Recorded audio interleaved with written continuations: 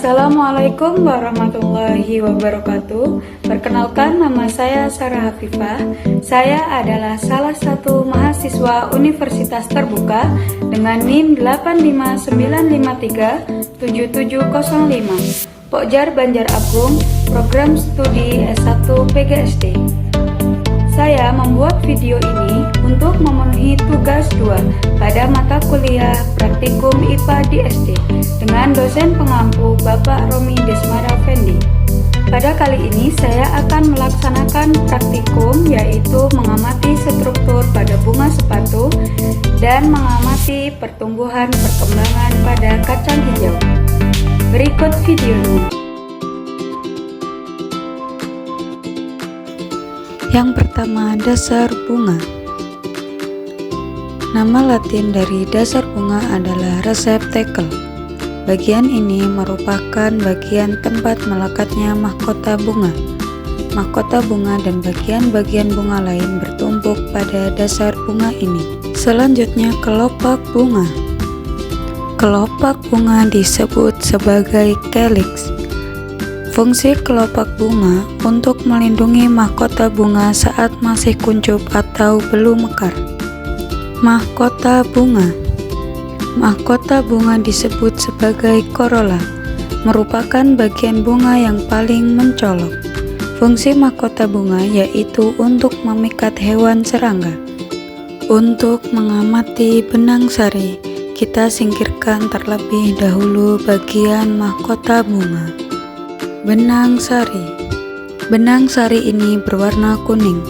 Fungsi dari benang sari yaitu sebagai alat kelamin jantan atau dikenal sebagai andresium. Benang sari ini umumnya terdiri dari 3 bagian. Bagian yang pertama, tangkai sari, yaitu yang membuat posisi kepala sari berada cukup tinggi dari bunga untuk membantu proses penyerbukan bunga. Kemudian yang kedua, ada kepala sari, yaitu bagian paling ujung dari tangkai sari dengan ruang-ruang untuk dapat menampung serbuk sari. Yang ketiga, ada serbuk sari, yaitu bagian benang sari yang terdiri dari sel-sel kelamin jantan yang digunakan saat proses penyerbukan. Selanjutnya, putik. Putik berwarna merah kehitaman dan fungsi putik sebagai alat kelamin betina. Biasanya putik terdiri di bagian tengah-tengah bunga. Putik mengandung sel telur yang berguna pada proses pertumbuhan. Putik terdiri dari 3 bagian. Yang pertama, tangkai putik adalah bagian yang membuat posisi kepala putik berada cukup tinggi dari bunga untuk membantu proses penyerbukan. Yang kedua, kepala putik, yaitu bagian putik yang paling ujung atau pucuk dari putik.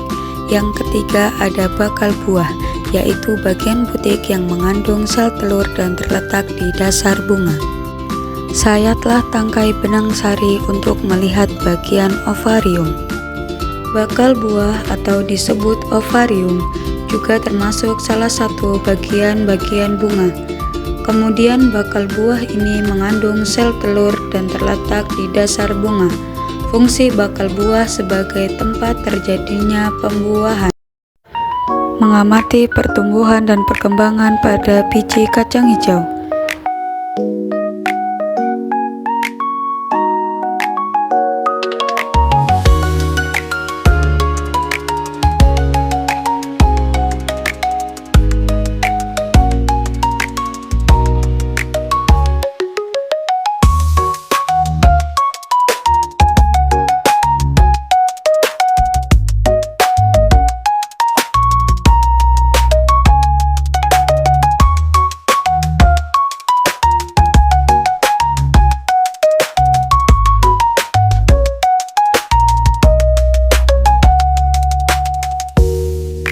Hari pertama, akar mulai keluar.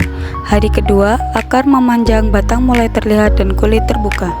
Hari ketiga, akar semakin banyak, batang pun semakin memanjang.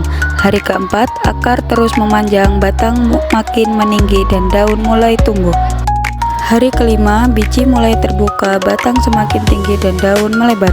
Hari ke-6 biji terbuka dan batang terus makin tinggi. Hari ke-7 batang bertambah tinggi.